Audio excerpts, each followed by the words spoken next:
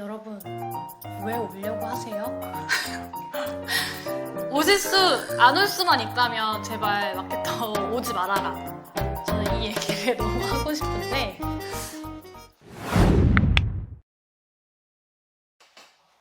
그러면 이어서 직무를 이제 수행하시면서 마케팅 업무의 장점, 단점 둘 다 있을 것 같아요. 현업을 하시면서 좀 어떠셨는지 말씀해 주시면 좋을 것 같아요. 제가 먼저 하고 싶은 이야기는 여러분, 왜 오려고 하세요?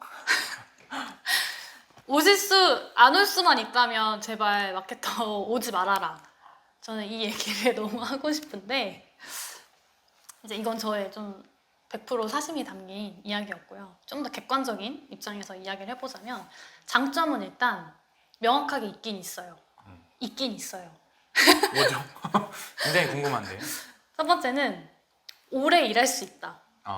비교적 이제 영업, 마케팅 이런 직군은 꾸준히 수요가 적긴 하지만 TO도 적고 수요가 적긴 하지만 그럼에도 불구하고 꾸준히 필요한 직무이기 때문에 오래 일할 수 있는 건 장점인 것 같아요. 그리고 또 다른 장점 하나는 계속 끊임없이 뭔가를 공부해야 하는 직무인 것 같아요.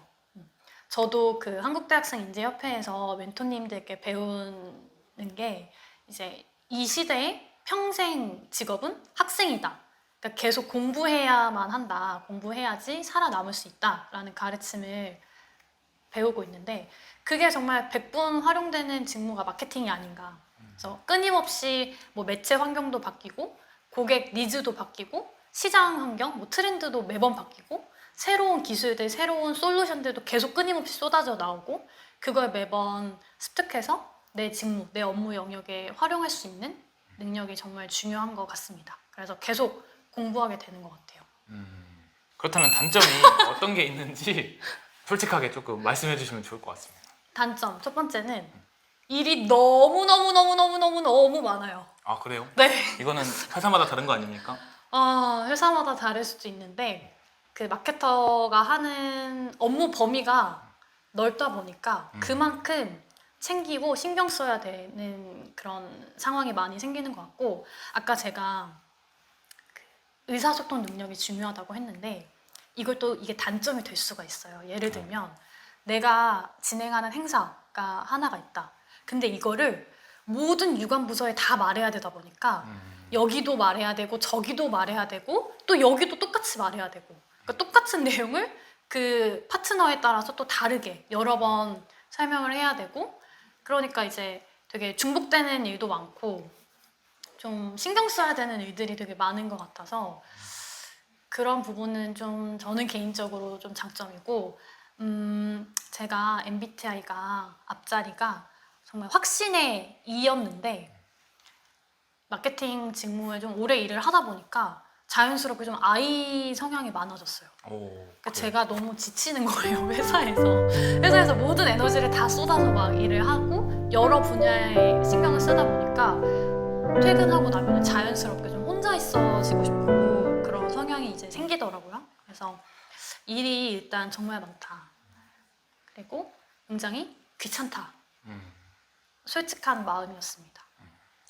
아무래도 진짜 다양한 부서들이랑 의사소통을 해야 되고 부서 간의 이해관계가 조금 다르기 때문에 이 부분에서 오는 어려움들이 조금 있는 걸로 느껴집니다. 제가 마케터가 아니기 때문에 궁금한 건데 마케터 분들은 시즌과 비시즌이 좀 구분되는 것 같은데 혹시 어떠세요? 산업마다 되게 다른 것 같아요. 제가 이전 회사는 패션 회사에 있었어요. 그래서 패션 회사는 시즌과 비시즌이 정말 명확해요. 그래서 그런 시즌 오프라고 하는 1년에 몇 번 없는 빅 행사 때 정말 대부분의 매출이 발생하고 연간 가장 중요한 행사여서 그 시즌에 굉장히 바쁘고요.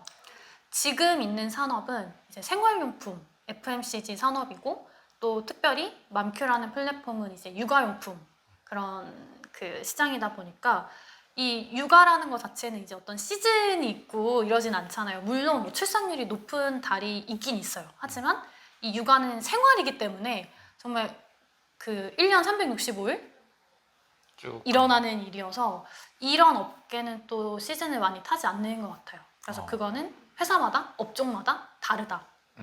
조금의 차이가 네. 좀 있는 것 같고 그러면 마케팅 직무를 하시면 일반 루틴 하루 일과가 어떻게 되는지도 좀 궁금해요.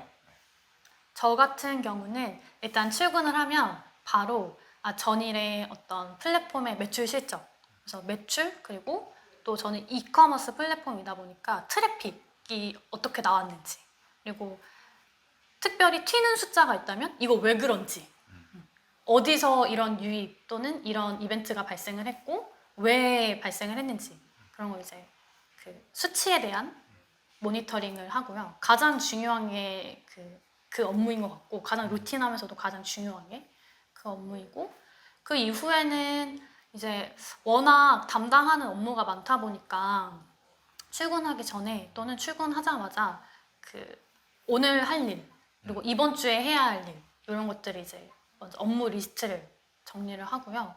그거대로 또 마케팅은 미팅도 굉장히 많아요. 그래서 어떤 날은 하루 종일 그 미팅으로만 꽉 채워져 있는 날이 있어요.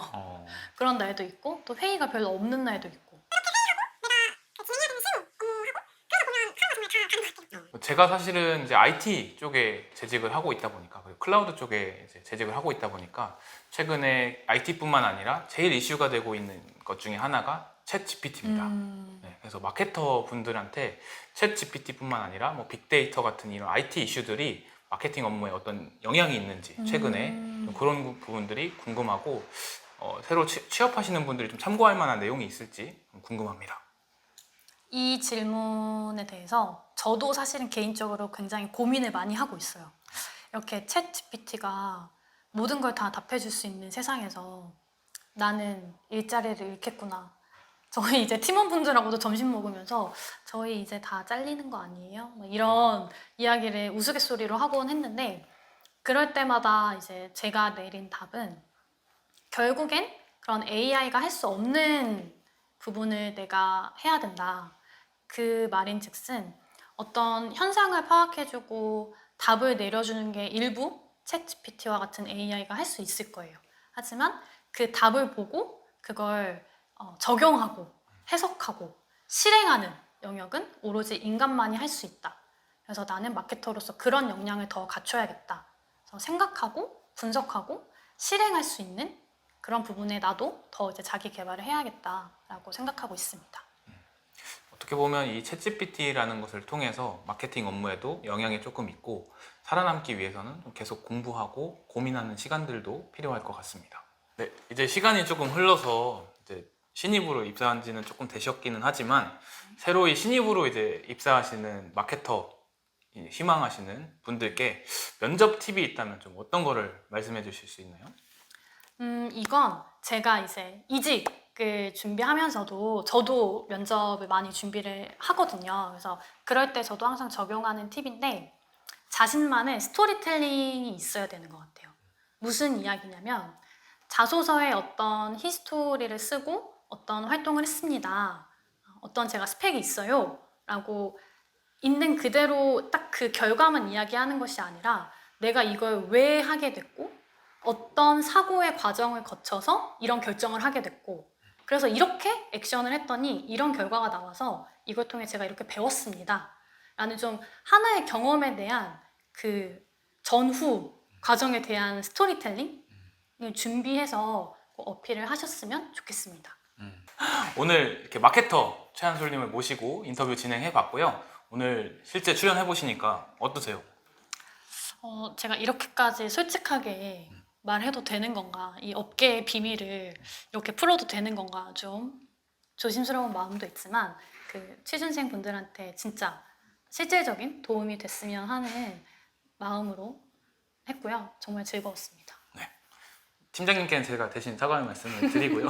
오늘 영상은 여기서 마무리 짓도록 하겠습니다.